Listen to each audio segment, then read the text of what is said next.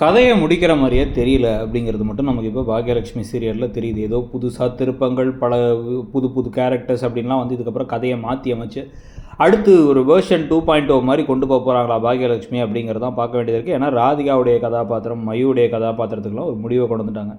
ஏற்கனவே பாக்கியாவுடைய அம்மா, அவங்க தம்பியோட மனைவி, அவங்களோட ஒரு குழந்தை இருந்தது. இதெல்லாம் வந்து ஆல்ரெடி கதைக்குள்ளே வரதில்லை. இன்னொரு பக்கம் அமிர்தா, கணேஷ், அந்த கணேஷோட சைடில் இருந்த ஃபேமிலியும் வரதில்லை. இப்போ எழில் அமிர்தாவே அதிகமாக வரதில்லை. அப்பப்போ வந்து வேடிக்கை பார்த்துட்டு போயிட்டுருக்காரு அவர்.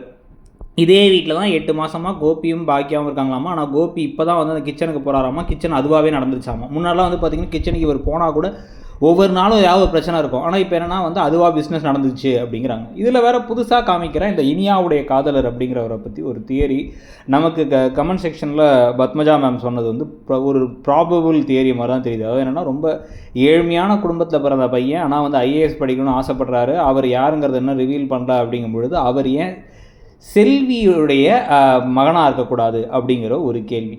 செல்வி அக்காவுடைய மகனாக தான் அவங்க இருந்தாங்க அப்படின்னா வந்து இப்போ அதை அந்த குடும்பம் எப்படி ஏற்றுக்க போகுது? இது நாள் வரைக்கும் எல்லா விஷயங்களுக்கும் வந்து ஓகேன்னு இப்போ சொல்லி நான் வந்து திருந்திட்டேன் ஒரே நாள் ராத்திரிலன்னு சொல்லிகிட்டு இருக்க கோபியும், இன்னொரு பக்கம் வந்து பார்த்திங்கன்னா ஈஸ்வரியா அதை எப்படி ஏற்றுக்க போகிறாங்க? அந்த விஷயத்தில் பாக்கியா எப்படி சப்போர்ட் பண்ண போகிறாங்க? கடைசியாக வந்து பார்த்திங்க அப்படின்னா வந்து இப்போ தான் வந்து படிக்க சேர்ந்து 1 வருஷம் ஆயிருக்குமா இனியாவுக்கு மிஞ்சி போனால்.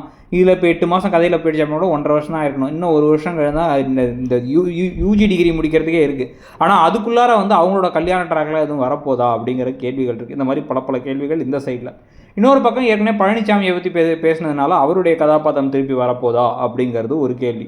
இந்த 2 கேள்விகளுக்கு இடையில் இப்போ செடியன் ஜெனியை இங்கே வர வைக்கிறது, எழில் அமிர்தா இங்கே வர வைக்கிறது அப்படின்னு ஏதோ ட்ராக் போய் கடைசியில் எப்படி போகுது கதை, எதை நோக்கி பயணிக்குது கதை அப்படிங்கிறத பொறுத்து இருந்து பார்க்க வேண்டியது இருக்குது. ஆனால் எதையோ புதுசாக ட்ரை பண்ணுறாங்கன்னு தெரியுது. ஆனால் அதை ட்ரை பண்ணுறது தேவையான அணியா தேவையில்லாத அணியாங்கிறது போக தான் நமக்கு தெரிய வரும். நீங்கள் என்ன நினைக்கிறீங்கிறத சொல்லுங்கள். இந்த சீரியல் கிட்டத்தட்ட இந்த வெர்ஷன் 2.0 சீசன் 2 மாதிரி போகிறத பற்றி உங்கள் கருத்து என்னங்கிறத சொல்லுங்கள். தேங்க்யூ.